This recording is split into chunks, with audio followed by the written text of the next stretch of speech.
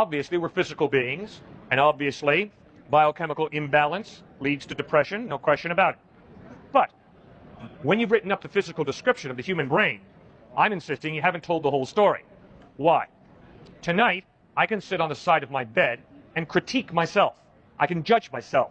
I can say, Cliff, when you answered that student, you were disrespectful. Don't do that again. When you answered that student, you were respectful. Do that again. My ability to critique myself, my ability to know myself, my ability to judge myself shows me that I'm not simply a machine.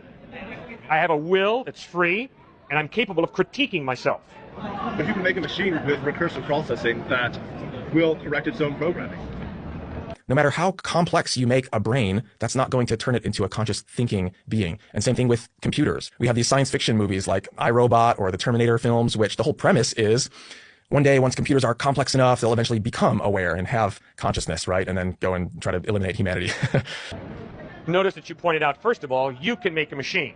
Yes, obviously an intelligent mind can make some pretty impressive things. To get consciousness from matter alone is like getting something from nothing. Order and design of the complexity that you and I are surrounded by demands some type of intelligent mind, doesn't it?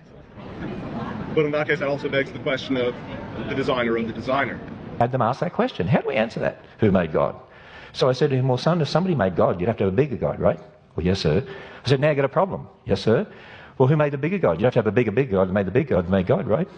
Yes, sir. Now you got a problem. Yes, sir. Who made the bigger God? You have to have a bigger God, made the bigger God, made the big God, made God, right? Yes, sir. The only thing that makes logical sense, you have to have the biggest God of all. Infinite in wisdom, infinite in knowledge, outside of time, who created all things just like the Bible says.